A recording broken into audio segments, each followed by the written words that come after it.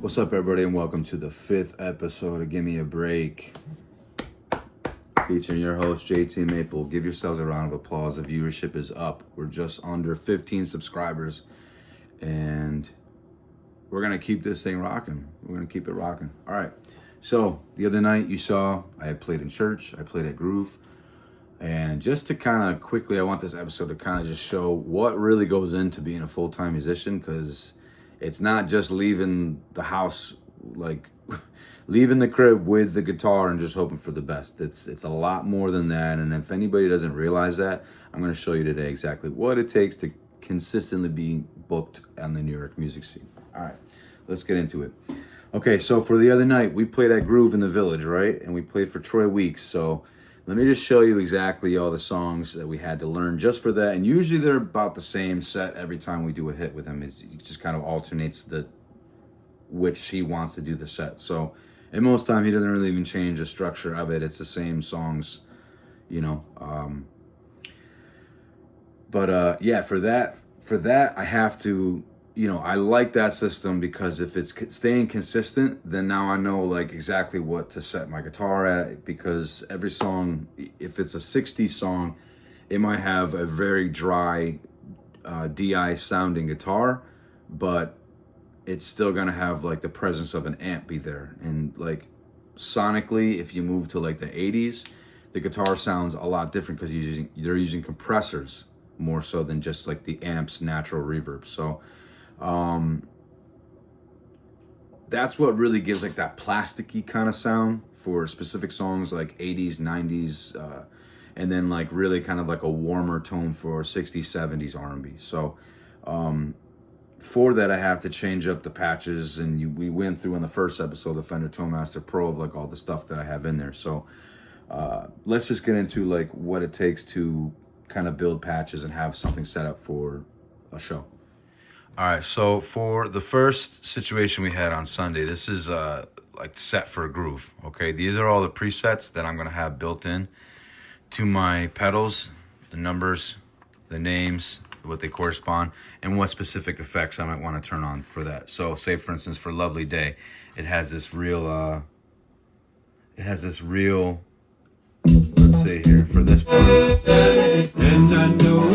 So that sound that you're hearing is a flanger and a chorus mixed together.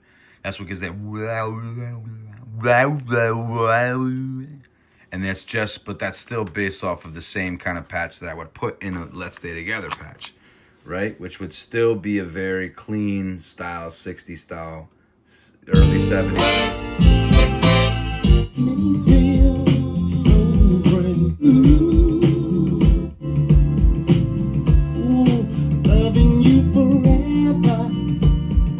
So you see how there's a clean guitar on that. So that's what I would choose, because it's the same era style guitar I would choose. But for this one, it has a same style guitar, but has this effect. So this is why all these things, they matter, not to just play the music exactly the way it's written, but to have the same sonic qualities and same tone that they wrote the records with. So a lot of times what I do to get used to that, just first and foremost, is I'll go through here and I'll set up a playlist that just allows me, while I'm on the bus, I'm on the train, I'm on, whatever, taking a run, walking to the store or something. This allows me to just kind of get into what the sound particularly is. Okay, so now, for instance, I just was hired for Supper Club, and that's coming up. So now she's going to want to do all these songs, and I'm singing a couple of these songs as well. But this is going to be a nice little situation to walk into. We got to wear... Dre's Supper Club is in the city over at 14th and 1st, I believe. Don't quote me on that. But that's going to be a nice suit and tie, black suit and tie, and singing a couple songs. And just nice little supper club in the city. So that'll be next week. So now some of these songs that we have to learn for that is going to be all of these, right? Okay, and these are the different versions that she's also changing keys as well. So, these are all things that have to be paid attention to, because if you don't, it's going to crash and burn. Now let's go over to the wedding here. I have this set up too for my hey guys. I have this set up for my the wedding coming up. I just dug this old iPad out the archives, dusted it off, And yeah, these are the songs for the wedding, but these are the set songs, all right?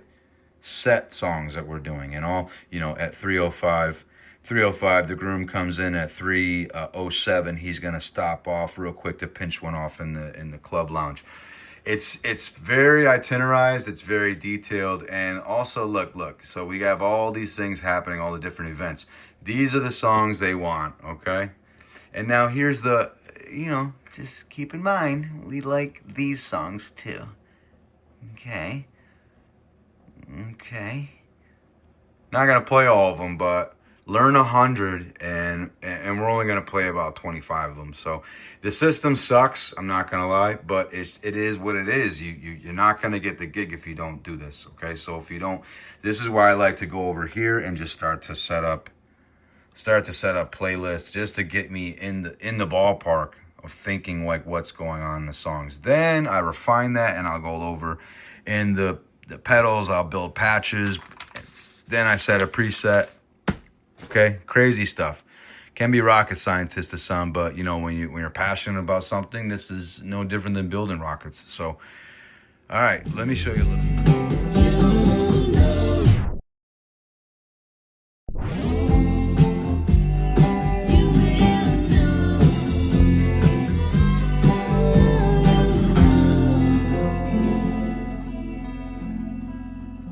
For all you musicians that are stubborn, refusing to learn genres, take this advice from what I'm saying now and stop that, or you're going to continue to not hear the phone ring.